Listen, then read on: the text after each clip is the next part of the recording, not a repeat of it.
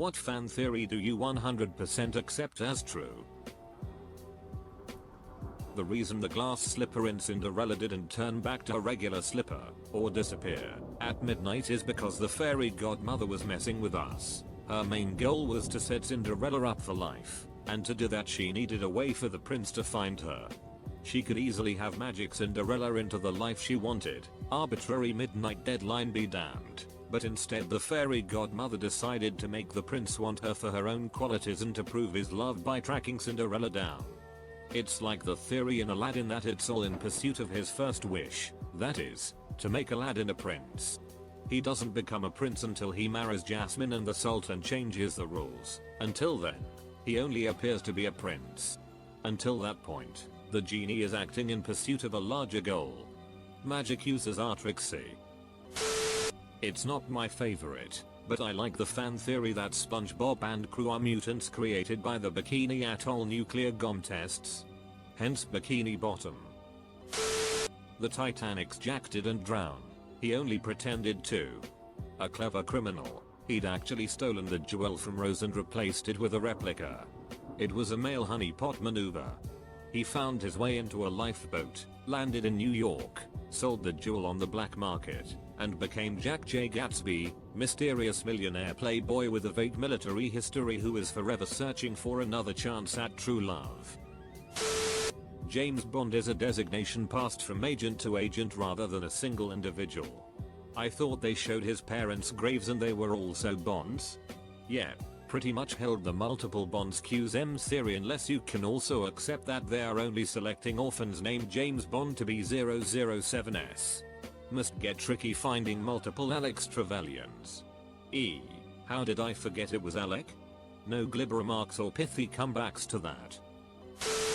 I believe there was a fan-written short story about how the alien creature from The Thing didn't think it was doing anything wrong, and saw itself as a hero.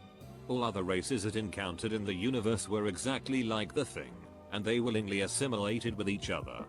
Then, The Thing comes to Earth and is confused as to why the resident hive mind isn't willing to assimilate. But then The Thing is horrified to realize that each human, plant, and animal is its own individual, independent of the others, and doomed to die and go extinct. It tries to assimilate them in order to free them from death and to ensure their genes will live on forever. That said, humans very much enjoy their individuality, hence the conflict, but I believe that The Thing thought it was helping, even if it wasn't actually doing so. From The Dark Knight, the Joker is ex-military. Explains combat experience, anti-authority stances, and his ability to psychologically manipulate people. Also explains the line, or a truckload of soldiers will be blown up, nobody panics, because it's all part of the plan. One of the best aspects of Joker is his completely obscured backstory, granted. But I like the idea that this was Nolan's interpretation.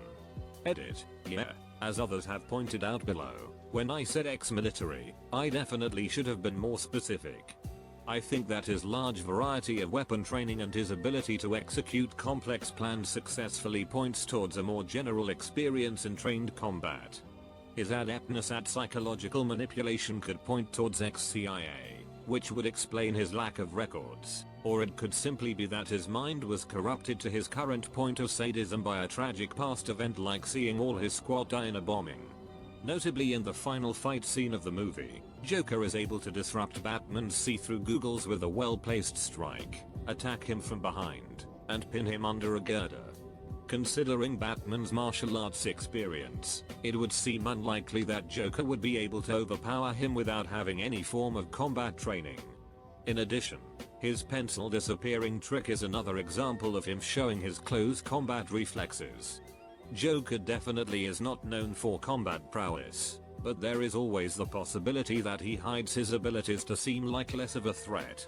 And for the record, I like the killing joke. To quote Joker, if I'm going to have a past, I prefer it to be multiple choice. Jaime and Cersei Lannister aren't Tywin's children. They are the bastards of the Mad King, Aerys II Targaryen. Aerys took liberties with Jaime and Cersei's mother, Joanna, at her wedding. The implication is that he raped her or exercised his right of prima nocta, and since he's the Mad King, what's anyone going to do about it? Jaime and Cersei are twins, which is common in the Targaryen bloodline. Jaime and Cersei are incestuous, which is very common for Targaryens. Jaime is sane, Cersei is insane. This duality is also common for Targaryens, as displayed most recently by Viserys and Daenerys. Every time a new Targaryen is born, the gods toss the coin in the air and the world holds its breath to see how it will land. Cersei's madness involves a peculiar fascination with wildfire, the extremely flammable green liquid. She used it in the Battle of Blackwater and, at least in the show, to blow up the September of Bela. Burn them all was the last thing that the Mad King said, so that's another similarity to the Targaryens. The Lannister tradition of the firstborn's name starting with Ty didn't apply to Jaime, but rather to his younger brother, Tyrion, despite him being a deformed dwarf who held his mother in childbirth. Tyrion also has Tywin's intellect, wit, and ruthlessness where Jaime does not. Tywin also seems to trust Tyrion much more than Jaime, making him Hand of the King, for example. Edit. Something else I just thought of is that if Aerys is Jaime's father, then both Jaime and Tyrion are patricides. Not really evidence that Jaime and Cersei are Targs, but it would be an interesting theme for GRRM to include. Kim Jong-un actually wants to democratize and bring his country into the world stage. He's been killing high-ranking members of the military and even some family because those would be the hardliners who would most likely resist such a change. Eventually he'll get rid of everyone who might oppose it and then he'll make the transition. Dexter wasn't a psychopath. He was told from a young impressionable age that he would eventually grow up as one. A kid who was told he could not love, care, or show emotion, eventually became displaced with his emotions going to so far as saying I had a weird feeling that if I were capable of it would be called love. He knows what love is and experiences it multiple times throughout the series. Why would he save his foster sister instead of catching the other Kriller if he didn't truly care for her? He had the opportunity. In Harry Potter and the Cursed Child, Delphi isn't actually Voldemort's child. She was born from some other dark wizards who are descendants of Slytherin, and just assumed she was related to Voldemort because she can speak Parseltongue. We never actually hear from anyone but her that says she's Voldy's kid, and frankly the thought of Voldemort doing the diddly seems rather unlikely. I disliked that when I first read it, but when I saw this theory it made the entire book play seem better to me. The Matrix actually uses humans as a neural network rather than batteries. Morpheus was just dumbing down his explanation so someone from 1999 would comprehend it. Mostly I just like the original reasoning that was cut more than what was actually used in the movie.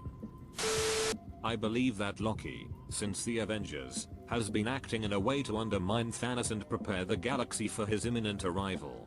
When Loki first arrives to claim the Tesseract in the Avengers, he shows multiple signs of torture and possibly even mind control. He has blue-tinged eyes, whereas they'd been green in Thor. Mental connection to the being who gave him the scepter.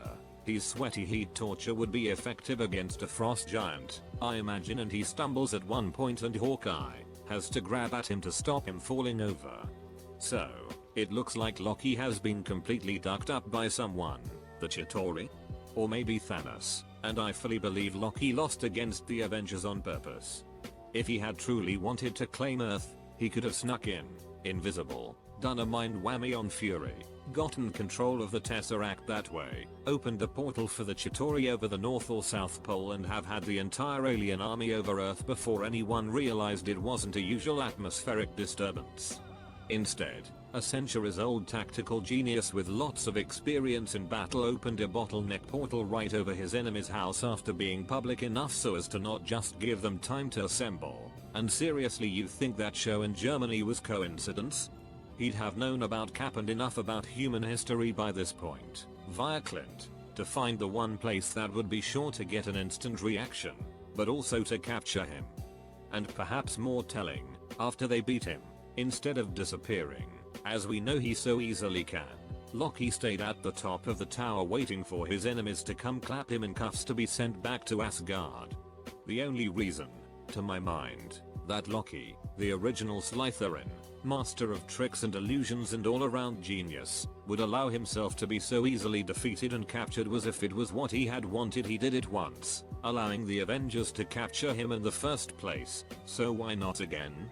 Loki himself tells Thor to stop falling for his tricks. He's not above reusing his plans if he knows they're going to work in this case. I think his plan was to ensure Earth was prepared with some kind of defense, hence acting in a way that got the Avengers assembled, finally, and also got himself captured, knowing he would in all likelihood be sent back to Asgard.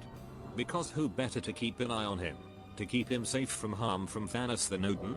Loki doesn't trust Odin, doesn't know if he was a son or a tool, but he trusts in Asgard's strength.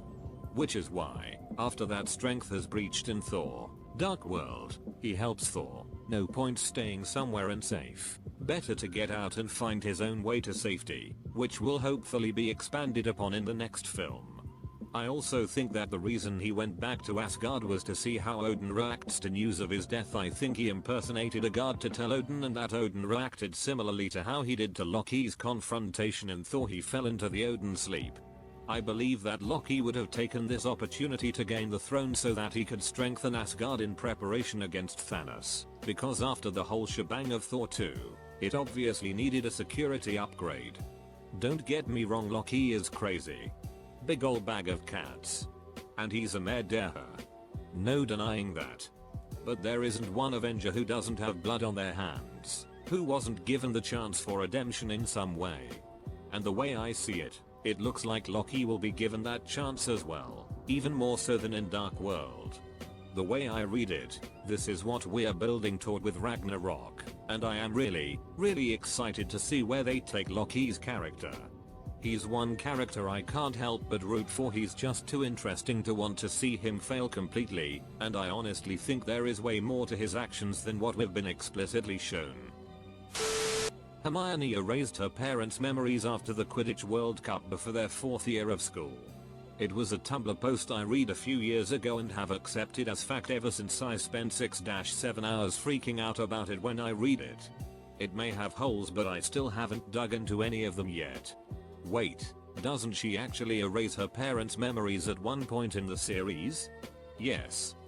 It's one of the things the trio did to prepare before going on their camping trip. She wiped their memories and make them move to Australia. The canon from the book is she did it before going to Ron's after the 6th year. The fan theory is that she did it much earlier and didn't tell anyone. Or at least not Harry the reader. In the Star Wars Extended Universe beyond the movies, now defunct, the galaxy was invaded from beyond the Outer Rim by a massively powerful alien race after the Emperor died. The Sith philosophy isn't inherently evil but holds strength and power above all other virtues.